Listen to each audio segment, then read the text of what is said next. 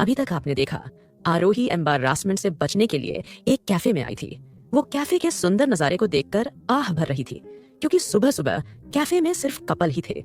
अचानक उसने सड़क पर एक बच्चे को भागते हुए देखा, तो आरोही अपने हाथ में पकड़ी हुई कॉफी को फेंककर जल्दी से सड़क के पास पहुंची। वो चलती हुई तेज रफ्तार गाड़ियों के बीच भागने लगी ताकि उस 2 साल के बच्चे की जान बचा सके।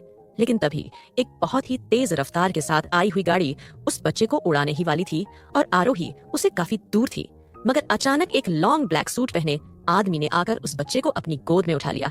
आरोही ने एक राहत की सांस ली। सड़क पर खड़ी गाड़ियां हॉर्न बजा रही थीं, मगर आरोही को लोगों की परवाह न होकर उस बच्चे की परवाह हो रही थी। वो उस आदमी के पास बड़ी हवाओं से आरोही के लंबे काले बाल उड़ रहे थे और उसके अप्सरा से खूबसूरत चेहरे पर एक मुस्कुराहट थी। उस आदमी ने मुड़कर आरोही की तरफ देखा तो वो जैसे आसपास के माहौल को ही भूल गया। उसने जिंदगी में बहुत सी खूबसूरत लड़कियां देखी थी, लेकिन आरोही जितनी खूबसूरत लड़की को उसने आज पहली बार देखा था। आरोही ने उसके पास आकर बच्ची को पकड़कर पूछा, क्या ये आपकी बेटी है? आपने ध्यान क्यों नहीं दिया? ओह, ये तो बेहोश हो गई है। ये कहकर आरोही उस बच्ची के चेहरे को थपथपाने लगी। तभी उस आदमी ने आरोही का हाथ पकड़ा और उसे अपने साथ सड़क किनारे लेकर आया और उसने अपनी गहरी आवाज में कहा, ये मेरी बच्ची नहीं है। ये सुनकर आरोही ने कहा, ओह, मुझे माफ करना। उस आदमी ने कहा, मुझे बच्चे संभालने का एक्सपीरियंस नहीं है, क्या आप प्लीज इसका ख्याल रख सकती हैं? आरोही ने इस पर मुस्कुराकर हाँ भर दी और उस बच्चे को अपनी गोद में ले लिया। आरोही के मुलायम हाथ जब उस आदमी से टच हुए तो उस आदमी की बॉडी में एक सनसनाहट महसूस हो रही थी। वो आदमी अपनी गहरी काली आंखों से आरोही को देखकर उसे अपने मन में बसा लेना चाहता था। उस आदमी को आज पहली नजर में ही प्यार हो गया था, मगर आरोही ने उस आदमी के चेहरे को ध्यान से देखा भी नहीं था। लेकिन वो आदमी बहुत हैंडसम था। 6 फुट 5 इंच की हाइट, मस्कुलर चेस्ट और 6 पैक एब और शांत आवाज किसी भी लड़की को दीवाना बना सकती थी। आरोही ने उस आदमी को देखकर मन ही मन कहा, लगता है ये कोई एक्टर है, लेकिन मैंने आज तक इन्हें देखा नहीं। ओह, मैं ये क्या सोच रही हूँ? इस वक्त मुझे इस बच्ची के घर वालों के बारे में सोचना चाहिए। बच्ची का ख्याल कर आरोही इधर उधर देखने लगी तो एक औरत भागते हुए आरोही के पास आई और उसने अपनी बेटी को गोद में लिया।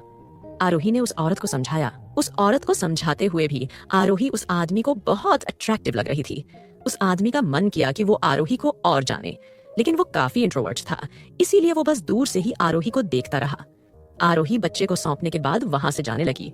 अचानक उस आदमी ने आरोही के कंधे पर हाथ रखा और पूछा, क्या मैं आपका नाम जान सकता हूँ? ये सुनकर आरोही ने कहा, माई सेल्फ, आरोही, और आप? उस आदमी ने कहा, मेरा नाम विद्युत नुमानी है। अचानक आरोही मुस्कुराई और बोली, क्या आप कोई एक्टर है? ये सुनकर वो आदमी मुस्कुराया और बोला, नहीं, मैं इंडिया में पहली बार आया हूँ। मैं ज्यादा किसी को यहाँ जानता नहीं, बट क्या आप मेरी कुछ हेल्प कर सकती हैं? मुझे यहाँ किसी अनाहिता नुमानी को ढूंढना है। ये सुनकर आरोही शॉक रह गई। उसने कहा, क्या अनाहिता नुमानी तो मेरी मॉम है। अचानक उस आदमी ने कहा, थैंक गॉड, मैंने आपसे ये सवाल किया। आरोही ने थोड़ा असमंजस के साथ पूछा, लेकिन आप उन्हें क्यों ढूंढ रहे हैं? विद्युत ने जवाब दिया, वो मेरी सौतेली माँ है। आरोही मुस्कुराकर बोली, अच्छा, तो आप मेरे सौतेले भाई हैं? ये सुनकर अचानक विद्युत के चेहरे के एक्सप्रेशन काफी भयानक होने लगे। वो आरोही को अब बिल्कुल बहन नहीं बनाने वाला था।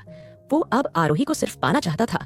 उसने आरोही से बातें करते हुए कहा, दरअसल मुझे आपके डैड ने गोद लिया था। मैं उनका सगा बेटा नहीं हूँ, इसीलिए क्या भाई कहना सही रहेगा? ये सुनकर आरोही ने कहा, हाँ, आपको नहीं लगता? विद्युत थोड़ी देर शांत रहा और फिर उसने जवाब दिया, जैसा आप चाहे मिस ब्यूटीफुल। बातें करते हुए दोनों रावत विला के बाहर आ गए। विद्युत ने कहा, डैड ने अनाहिता जी के लिए ये कुछ पैसे दिए हैं। ये कहकर विद्युत ने एक चेक आरोही के हाथ में थमाया। आरोही ने उस चेक को वापस विद्युत को देते हुए कहा, विद्युत, मम्मा को इन पैसों की कोई जरूरत नहीं है। मैं अपने पति के साथ अपने माँ का अच्छे से ख्याल रख सकती हूँ। इतना सुनते ही तो जैसे विद्युत के ऊपर बिजली गिर गई। उसने कहा, क्या आप मैरिड हैं? ये सुनकर आरोही ने हाँ में सर हिलाया और बोले, हाँ, मैं 2 बच्चों की माँ हूँ। विद्युत, थैंक यू, आपने मेरी मम्मा के बारे में इतना सोचा।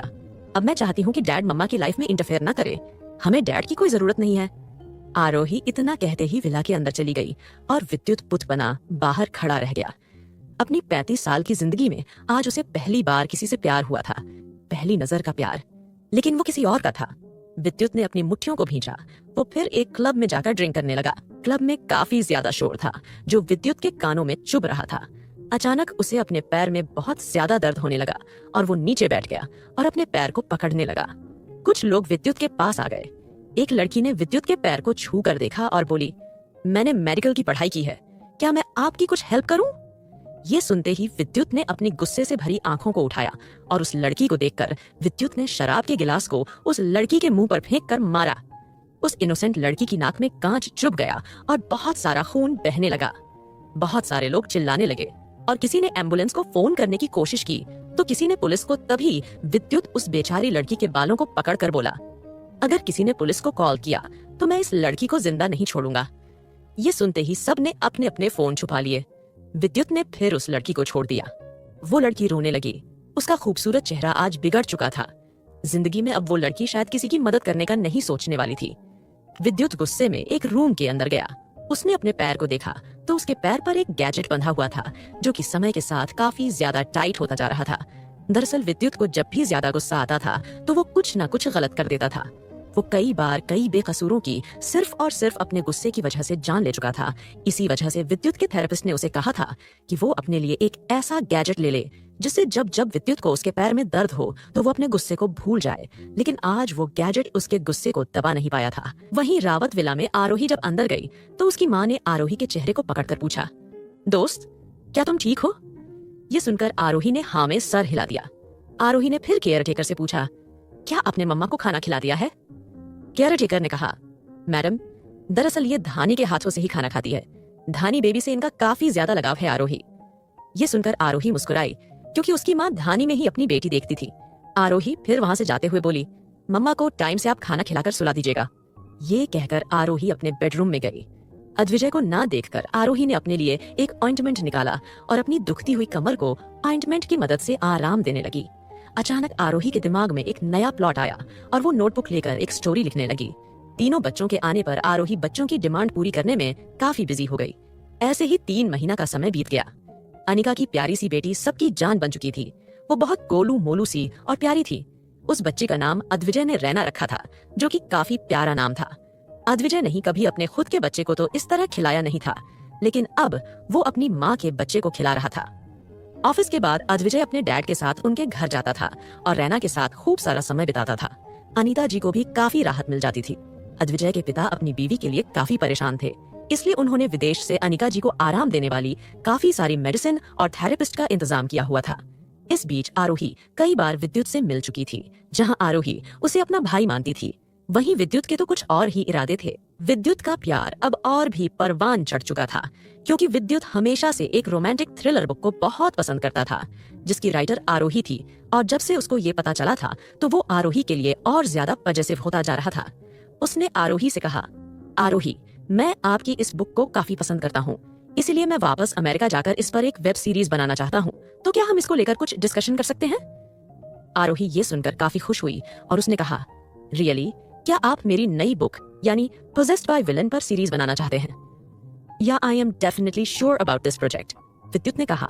कुछ बातें डिस्कस करने के बाद आरोही से विद्युत ने कहा, लेकिन इसके लिए आपको अमेरिका आना होगा। ये सुनकर आरोही थोड़ी देर के लिए रुक गई। फिर उसने कहा, वेट अ मिनट, मुझे अपने हस्बैंड से पूछना होगा